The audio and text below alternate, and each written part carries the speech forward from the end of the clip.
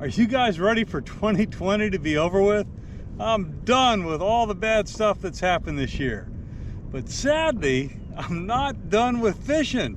But this is probably going to be my last kayak fishing trip of the year. Talked to a guy at the pier the other day. He's already seen the mullet move past. The migration has started, and once the mullet leave back here in the marsh where I fish, it's pretty hard to catch anything. So we got a good rising tide day today. I've got 3 bottom rigs out. Let's see if I can get anything. In fact, I think I might have a hit. It's probably a crab hit. I see the tip jumping around on my other line. But if I catch anything, I'll show it to you. And what are your end of the season stories? Do you have a place where you can fish through the winter? I certainly don't. It gets too cold here in the water, and the surf is usually a desert. Anyway, let's see if I can catch anything to make this last trip of the year a good one. Well, the redfish may not be here yet, but the crabs sure are. Hope they don't eat all my bait before I can catch a real fish. Well, it's a high tide coefficient day, which means that the highs are high and the lows are low, and the tide moves quickly between the two. And it's too deep right now for me to stand outside the kayak. Hope these fish come soon because the wind's starting to come up, and I don't know about you, but I don't like fishing in a kayak when it gets above 12 miles an hour.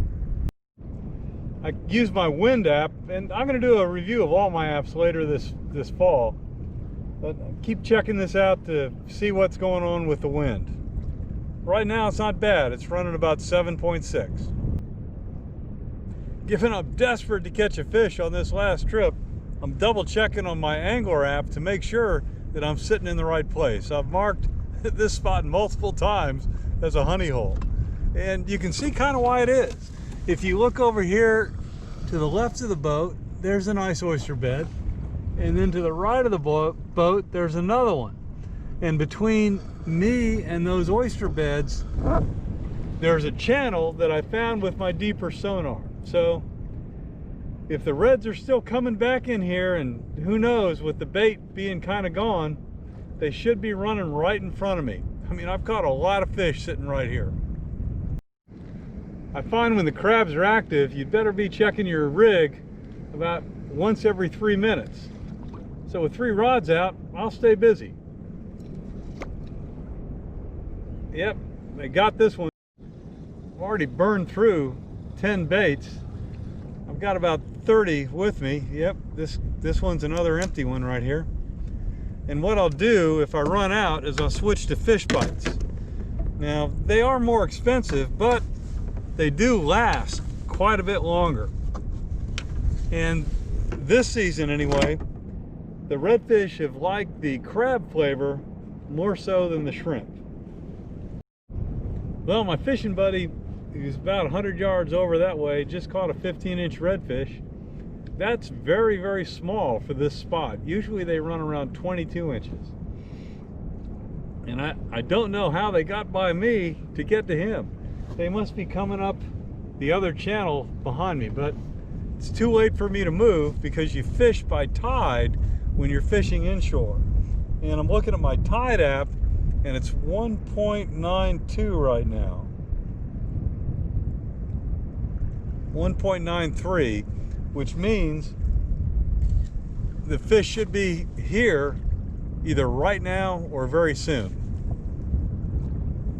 You know, the great thing about inshore is you don't have to get up early. You just watch the tides and you know where to go at what tide level, and so you can sleep in. It's great, especially when you're retired like I am. I've got to have a lot of happy crabs out there. I'm just feeding them left and right.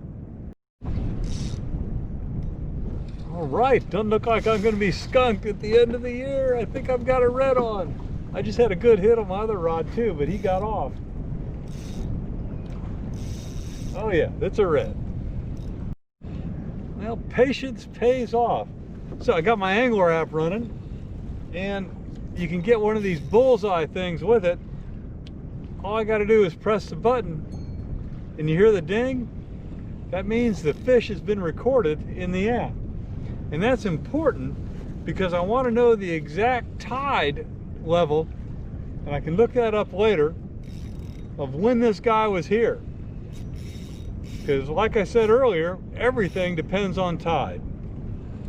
If this is the only fish I catch today, I'll be happy with it. Great end of the season redfish. Well, let me get him off and get on to fishing. Maybe he's got a brother out there. That fish was 25 inches. What a beauty. It took me about 15 minutes to get him into the kayak. Good fish to end the season on if I don't catch anything else. I'm a happy guy. Okay, things are picking up. Got somebody else on here. Doesn't feel like a red, probably a stingray. The difference is that a red's gonna sit and run, stingray's gonna hit it, move a little bit, and then just kind of hunker down. Well, let's get this guy in, get him off. Well, it wasn't a redfish. I can't believe it. It was a sea trout. We've never caught sea trout back here before. Let me get them up and I'll show them to you. These guys are really toothy. You got to be careful with them.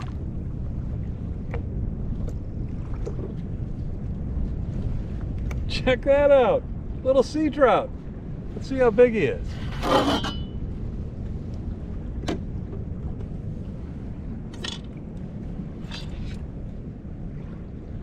He's a nice 18-incher. Well, get him back in the water. I don't like eating sea trout. That's all right. 2 species of fish. Last trip of the year, first sea trout of the season. I'm amazed. Well, the weather started to come in. Caught 2 nice fish. Good wrap to the kayak fishing season. Now Dick and I will move to the surf and go there and just get outside on nice warm days until we get back in the kayaks in March.